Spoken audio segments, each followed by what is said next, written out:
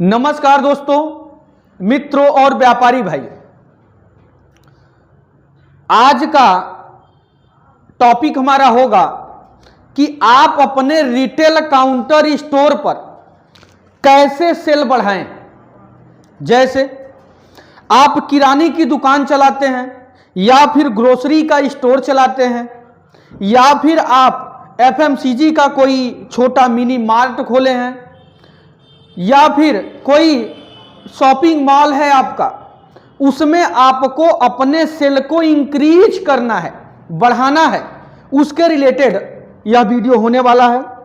दोस्तों, कल हम बताएं कि हमारे कई सारे मित्र हैं जो कि हम पिछला वीडियो बनाए थे, तो उन्होंने बताया कि सर हमारा किराने की दुकान है और हमारा सेल जो है नहीं बढ़ रहा है, तो आप कुछ ऐसा वीडियो बनाओ और बताओ आप हमें कि हमारा सेल कैसे इंक्रीज हो, कैसे बढ़ेगा। तो दोस्तों, आप लोगों के लिए, रिटेल काउंटर के लिए और खासकर किराना स्टोर के लिए मैं 5 ट्रिक आपको देने वाला हूं कि ताकि आप अपना यह ट्रिक आप अनुभव के साथ शेयर करके आप दोस्तों पूरा का पूरा बेनिफिट और लाभ उठा सके।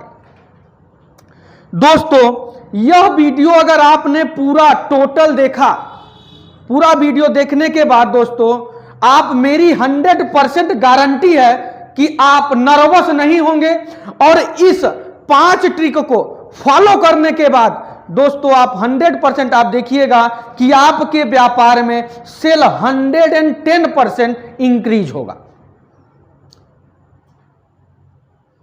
आपको हम सबसे पहला ट्रिक बताते हैं कि किराने की दुकान पर, किराने के शॉप में बेस आइटम मतलब क्या होता है? आटा। 4 हमारे बेस आइटम है जो कि किराने की दुकान पे लोग कंपेयर करना चालू करते हैं। 4 बेस आइटम हमारा पहले ट्रिक में कौन कौन सा है? आटा, तेल, चीनी और दाल। आटा है, तेल है, चीनी है और दाल है। इन 5 आइटम को क्यों बोल रहे हैं? आप खुद से, जितने किराने की स्टोर हैं और व्यापारी हैं, खुद से समझो। आप कस्टमर आता है आपके यहां और न्यू दुकान है आपका या नया कस्टमर आपके यहां आता है, तो आपके यहां आते ही पूछता है, भैया तेल कैसे केजी है? राई का जो हमारा तेल है या सरसों का जो तेल है या फिर हमारा एक कैसे केजी है? तो आप बोलते हैं कि इतने रुपए में किलो है, तो वो बंदा आपके यहां से सामान नहीं लेता। फिर वो दूसरे दुकान पे जाता है और पूछता है कि भैया तेल कैसी केजी है? तो वो कंपेयर करता है कि यह तेल जो है सबसे सस्ता कहां पर मिलता है। तो 4 आपके बेस आइटम हैं, आटा, तेल, चीनी और दाल। दोस्तों, आप इस बातों को समझिए, ये मैं 4 बेस आइटम का चर्चा क्यों कर रहा हूं? क्योंकि जैसे सपोज भाई चीनी है, चीनी डेली यूज होते हैं, आटा भी डेली यूज होता है, तेल भी डेली यूज होता है। इन सब 4 आइटमों पर आप अपना मुनाफा न के बराबर करिए। जैसे माना 40 रुपए आपका परचेज 1 केजी चीनी पड़ता है आपका, आप मात्र 1 रुपया मार्जिन करके आप उस पर काम करिए, 41 रुपीज में आप करिए। तो आप सोचोगे कि 1 रुपया में मेरा क्या होने वाला है? 1 रुपये में इतनी बड़ी शॉप है, हमारा कैसे मैनेज होगा? दोस्तों, मित्रों, व्यापारी भाइयों, आप समझिए कि वो 1 रुपया आप ले रहे हो, लेकिन कस्टमर वो आएगा आपके दुकान पे, आपके शॉप पर, तो मात्र 1 सामान लेके नहीं जाएगा। चीनी के साथ चाय पत्ती मांगेगा, तेल के साथ कुछ दूसरे आइटम्स मांगेंगे, आटे के साथ, मतलब एक सामान इन 4 बेस आइटम को खरीदने के बाद वो दूसरा आइटम 100% खरीदेगा। पूरा एक किराने की दुकान में 5000 से ज्यादा आइटम आपके पास हैं, या 2000, 3000, 4000 आपके पास आइटम है, मात्र इन 4 आइटम पर अपनी मार्जिन 0 या आप 1 रुपया कुछ ही मुनाफा लो आप, तो आप समझ लीजिए वो कस्टमर आपके यहां आने में मजबूर हो जाएगा और 4 लोगों से भी जाके बोलेगा कि वहां पे जाके आप सामान लो। आपका 100% है, इन 4 प्रोडक्ट पे आपने मार्जिन कम लिया, लेकिन आपका सेल आप देखेंगे इंक्रीज हो जाएगा। क्यों इंक्रीज होगा? कि वो बंदा इन बेस आइटम के बाद कुछ दूसरे प्रोडक्ट भी आपके यहां से ले जाएगा और आपका रेगुलर कस्टमर बन जाएगा। ऐसे रेगुलर कस्टमर बनाने के लिए आप बेस आइटम पे आप मार्जिन लो करिए। अब मैं आपको दूसरा ट्रिक बताने वाला हूं। दूसरा ट्रिक में आपका क्या है कि जो रेगुलर कस्टमर आपके पास आ रहे हैं, जैसे एग्जाम्पल के तौर पे आप समझिए, रेगुलर कस्टमर आ रहे हैं तो उन पे मार्जिन थोड़ा कम कर दीजिए। जैसे ध्यान से समझिएगा, आपके किराने की दुकान पे वो कस्टमर आ रहा है जिसका होटल है या रेस्टोरेंट है या फिर पानी पूरी का ठेला लगाता है, ठेला वगैरह जो चलता है वो लगाता है, और ऐसे कस्टमर आपके यहां सामान ले रहे हैं तो उनको थोड़ा सा मार्जिन जितना भी आपका है थोड़ा कम करके लो। मतलब उसको ऐसा लगना चाहिए कि हमारा ये दुकानदार कद्र करता है, मतलब कद्र करता है, हमसे ज्यादा प्रॉफिट नहीं लेता है। शायद उसके दिमाग में ये सेट हो जाए कि सबसे सस्ता सामान हमको ही देता है। तो रेगुलर कस्टमर मतलब जितने व्यापार टू व्यापार कनेक्टेड है, जैसे आपके यहां से वो बंदा सामान लेके जाता है जिसके पास रेस्टोरेंट है, तो जाहिर सी बात है बड़ी क्वांटिटी में आपसे सामान लेगा। तो उस सिचुएशन में रेगुलर कस्टमर है वो, तो रेगुलर कस्टमर को बांध के रखो, पकड़ के रखो कि आपके दुकान को छोड़ के कहीं बाहर ना जाए। उसके लिए सबसे थोड़ा सा अपनी मार्जिन लो रखिए। ये दूसरी ट्रिक आपकी थी। अब मैं तीसरी ट्रिक आपको बता रहा हूं। तीसरी ट्रिक में एक लिस्ट बनाना पड़ेगा दोस्तों आपको। ये लिस्ट आपको 4 टाइप से बनाना होगा। ये जो आपका लिस्ट होगा टोटल 4 प्रकार से आप एक लिस्ट बनाओगे। आप एक दिन बैठ के अगर लिस्ट बना लोगे 1 हफ्ते में, जैसे आप लिस्ट बनाओगे, कौन कौन सा लिस्ट बनाना है ध्यान से समझिएगा, कि मार्जिन ज्यादा हो और सेल ज्यादा हो। मतलब कुछ ऐसे प्रोडक्ट आपके पास है, जैसे 5000 प्रोडक्ट टोटल आपके दुकान पर, आपके शॉप पर हैं, तो कुछ ऐसे प्रोडक्ट आपके पास हैं कि उस प्रोडक्ट में मार्जिन भी ज्यादा मिलता है और सेल भी ज्यादा होता है।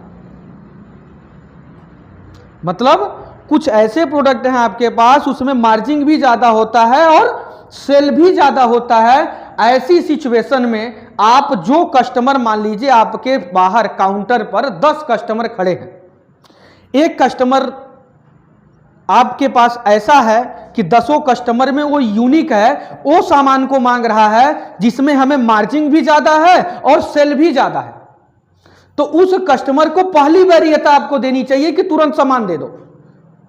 तो उसको भी लगेगा कि जैसे मैं गया यार 10 कस्टमर थे उनको छोड़ के हमको सामान दिए। लेकिन ऐसी सिचुएशन में भी उन 10 को नाराज मत करो, मेंटेन करके रखो।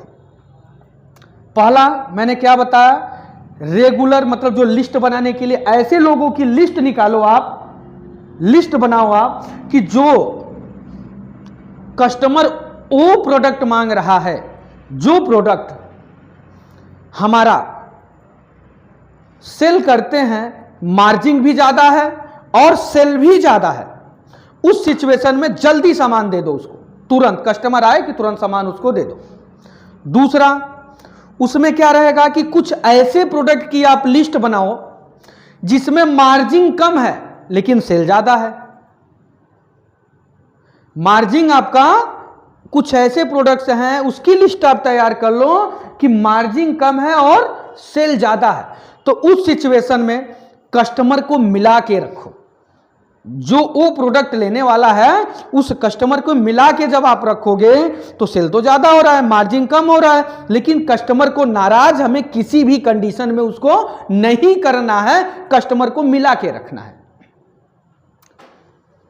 अब किसकी और लिस्ट बनाओगे आप कि मार्जिन कम है और सेल भी कम है, कुछ ऐसे प्रोडक्ट्स हैं,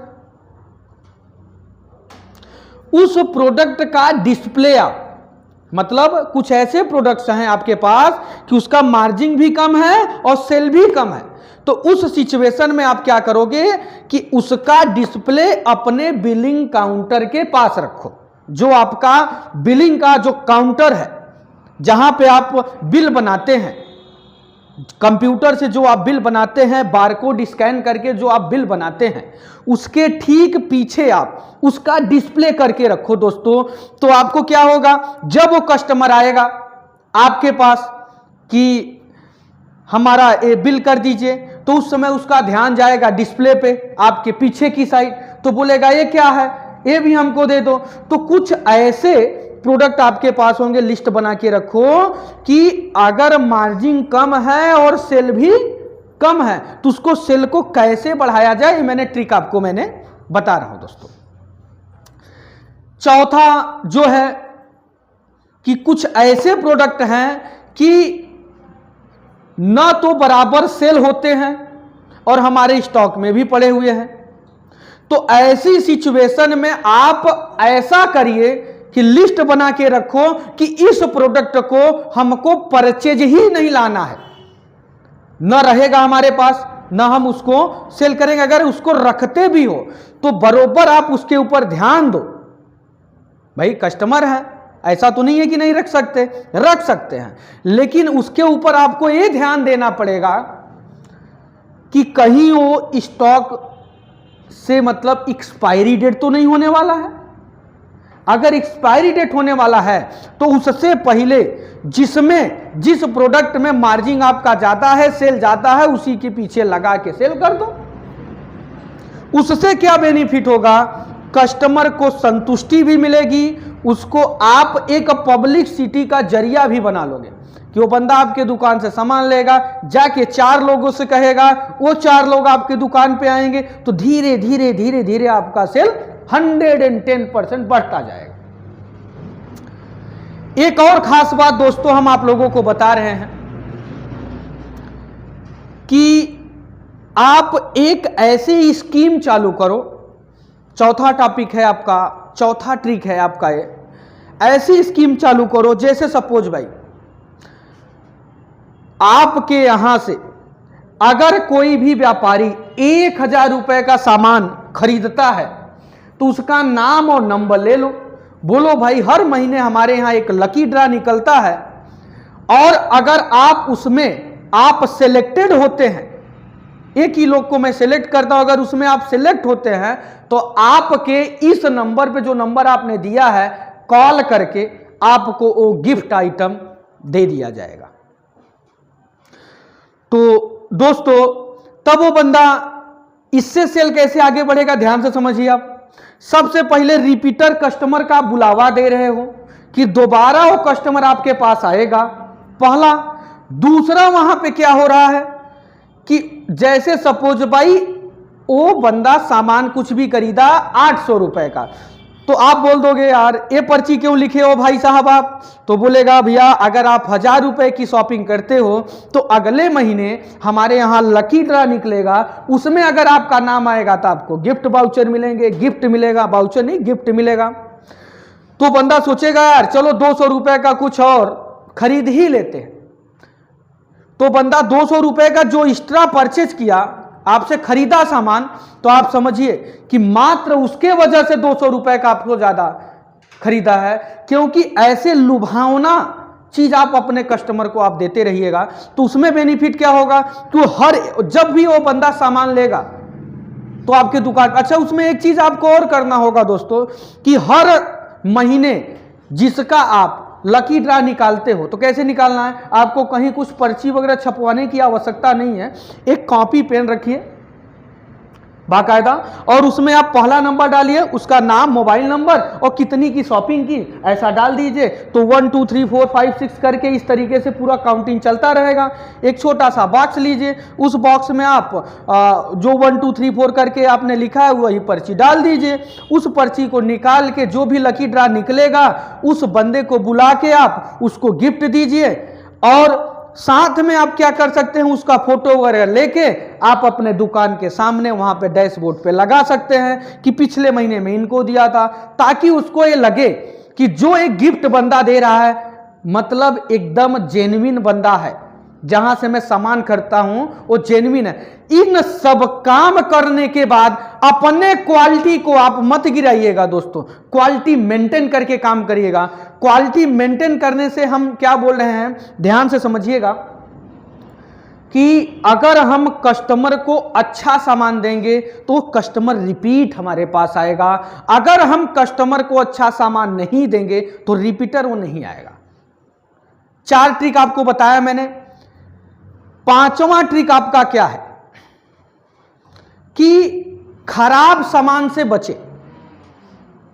ध्यान से सोचिएगा दोस्तों, खराब सामान से बचे का मतलब मैंने क्यों बोल रहा हूं। अच्छा, जो गिफ्ट आप दे रहे थे, जो चौथे में मैंने बताया था गिफ्ट, वो भी गिफ्ट दे सकते हैं जो कम सेल हो रहा है, जो आपका स्टॉक कम सेल हो रहा है वो भी गिफ्ट आप दे सकते हैं। तो ताकि अब हमारा एक्सपायरी होने वाला है, इससे पहले हम इसी को हम गिफ्ट में दे दें, तो आपका पब्लिसिटी भी हो जाएगा और इस तरीके से आपका काम भी हो जाएगा। जो 5वां ट्रिक है खराब सामान से बचे। जैसे आप क्या करिए, हफ्ते में या 15 दिन में एक दिन ऐसा निकालिए, जैसे सपोज भाई आप चीनी देते हैं तो चीनी छीट जाता है, या फिर आपका गुड़ वगैरह देते हैं तो गुड़ नीचे गिर जाता है, या तो कुछ साबुन ही है, साबुन आपने डिस्प्ले पे लगाया हुआ था, फिर पीछे आपका डेथ हो गया है, एक्सपायरी जल्दी होने वाला है। तो ऐसे खराब सामान को आप क्या करेंगे, हर एक 15 दिन में आप फिल्टर करके निकालेंगे। अगर वो सेल करने के लायक है तो फिर से डिस्प्ले पे लगाइए, नहीं तो उसको वहीं से हटा दीजिए। जब आप कस्टमर का ध्यान रखेंगे, अच्छा सामान कस्टमर को देंगे, तो रिपीटर कस्टमर आपके पास आएगा। तभी आपके पास वो आएगा जब आप उसको अच्छी क्वालिटी के प्रोडक्ट देंगे और आपके ऊपर उसका ट्रस्ट होगा। दोस्तों, आप इन 5 ट्रिक को आप अपनाइए, 110% आपके व्यापार में अगले 4 से 5 महीने में सेल इंक्रीज नहीं हुआ दोस्तों, तो फिर आप बोलिएगा। दोस्तों, अभी आप इस वीडियो के नीचे कमेंट ना करिएगा, जब आपको बेनिफिट होगा, बेनिफिट होने के बाद अपना जो अनुभव है कमेंट करके इस वीडियो में आप शेयर करिएगा। दोस्तों, एक बात और, छोटा सा टेक्निकल फील्ड में हम डेली वीडियो लाते हैं, तो टेक्निकल फील्ड से भी हम 2 शब्द आपको अभी इस वीडियो में बोल दे रहे हैं। अगर इन सबसे भी आपका सेल इंक्रीज हो रहा है लेकिन कम इंक्रीज हो रहा है और ज्यादा इंक्रीज करना है, तो आप माई बिलिंग पैड के जीएसटी बिलिंग सॉफ्टवेयर में, अगर आप अभी सॉफ्टवेयर नहीं चलाते हैं तो उस सॉफ्टवेयर को आप स्टॉक मैनेज करने के लिए, आप परचेज को मेंटेन करने के लिए, सेल को मेंटेन करने के लिए, ऑफर लगाने के लिए माई बिलिंग पैड के जीएसटी बिलिंग सॉफ्टवेयर को आप यूज कर सकते हैं, ताकि आपके पकड़ में सारा सब कुछ हो। अगर आप मैनेज कर रहे हैं, आपको जानकारी सारी चीजें होगा, तभी आप अपने सेल को इंक्रीज कर पाएंगे। और जितना भी व्यापारी हैं सेल से सब परेशान हैं। दोस्तों, आपके साथ जो मेरा अनुभव था आपसे मैंने साझा किया, और इस वीडियो देखने के बाद आपसे विनम्र निवेदन है कि आप इस 5 ट्रिक को फॉलो करिए, और फॉलो करने के बाद आप अपने, आपका जो एक्सपीरियंस रहेगा, जो आपका अनुभव रहेगा, कमेंट देके आज के 3 महीने के बाद या 2 महीने के बाद 110% आप इसमें एक कमेंट करिएगा दोस्तों। आज के लिए बस इतना ही, मिलते हैं कुछ नए वीडियो में कुछ नए अपडेट के साथ। तब तक के लिए नमस्कार दोस्तों।